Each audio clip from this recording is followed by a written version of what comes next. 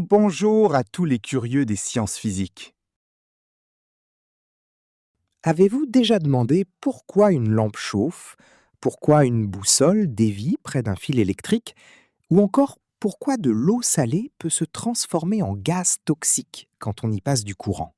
Dans cette vidéo, nous allons explorer ensemble les 4 effets surprenants du courant électrique: l'effet thermique, magnétique, chimique et lumineux. Et nous répondrons aussi à une grande question: dans quel sens circule réellement le courant à l'extérieur d'un générateur? Prêt?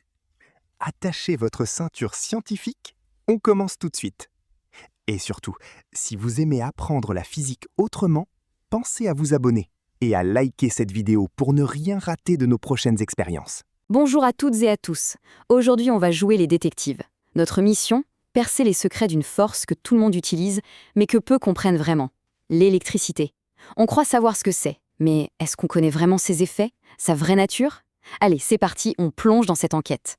Alors, pour commencer, regardons des objets tout simples, des trucs qu'on a tous à la maison. Un fer à repasser, un sèche-cheveux. On s'en sert quasiment tous les jours sans même y réfléchir. Ils ont l'air banals comme ça, et pourtant, ils partagent un secret, une puissance cachée. Alors, c'est quoi cette puissance invisible qu'ils ont en commun? Eh bien, c'est le courant électrique, bien sûr. Mais la vraie question, c'est comment ça marche au fond? Comment est-ce que la même force peut faire des choses aussi différentes, sécher des cheveux d'un côté et lisser une chemise de l'autre? Pour le savoir, on va devoir suivre les traces, les indices que ce courant laisse derrière lui. Ok, voici notre feuille de route. D'abord, on va s'intéresser aux indices les plus évidents, la chaleur et la lumière. Puis, on va creuser un peu plus pour trouver des forces plus cachées, les effets magnétiques et chimiques. Et avec tout ça, on essaiera de résoudre le grand mystère, le sens du courant. Allez, on attaque avec le premier chapitre de notre enquête, les effets thermiques et lumineux. Franchement, c'est le plus simple à voir, celui qu'on croise tout le temps. Le principe est super simple en fait. Prenez un grille-pain.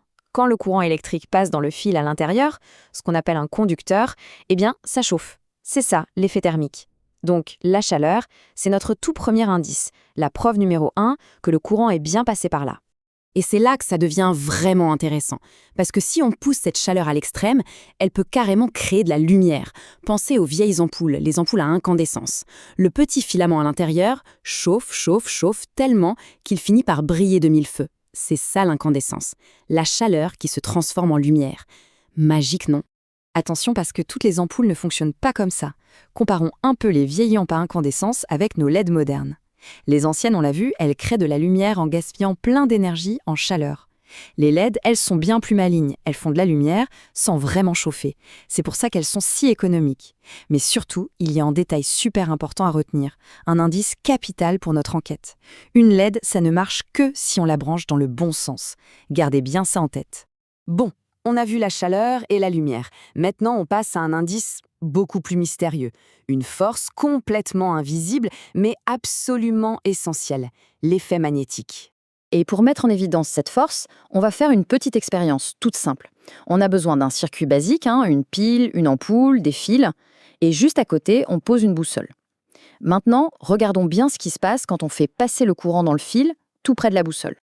Et là, regardez, dès qu'on ferme le circuit, hop, l'aiguille de la boussole s'affole, elle dévie, elle ne pointe plus du tout vers le nord. Et si on rapproche le fil, elle dévie encore plus. C'est fou, non? C'est exactement la même chose qui se passerait si on approchait un aimant. La conclusion est simple, le courant électrique crée un effet magnétique, il se comporte comme un aimant. Donc, ce qu'il faut retenir, c'est ça. Un fil parcouru par un courant électrique génère un champ magnétique tout autour de lui. C'est une règle d'or. Et cette connexion invisible entre l'électricité et le magnétisme, eh bien, c'est le secret derrière les moteurs électriques, les enceintes, bref, des tonnes de technologies qu'on utilise tous les jours. Allez, troisième indice, et celui-là est peut-être le plus spectaculaire, l'effet chimique. Là, on change de niveau. L'électricité ne va pas seulement chauffer ou attirer une aiguille, non, elle va carrément transformer la matière. Pour voir ça, nouvelle expérience. On prend de l'eau salée, on y plonge 2 bâtons de carbone, nos électrodes, et on branche le tout à une pile, un générateur. La question est, que va-t-il se passer quand le courant va tenter de traverser ce liquide? Et la réponse est quasi instantanée. On voit des bulles et surtout un gaz un peu verdâtre qui se forme avec une odeur très reconnaissable, un peu comme l'eau de Javel. C'est du chlore. L'électricité est en train de provoquer une vraie réaction chimique. Elle décompose l'eau salée. Et là, attention, deuxième indice crucial, ce qui se passe sur une électrode n'est pas la même chose que ce qui se passe sur l'autre. Ça veut dire que la borne plus et la borne moins n'ont pas le même rôle. Voilà ce qu'on appelle l'effet chimique. Quand un courant traverse un liquide conducteur, qu'on appelle un électrolyte, il peut déclencher des transformations chimiques.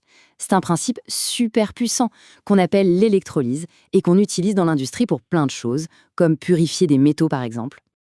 Ok, faisons le point. On a nos indices.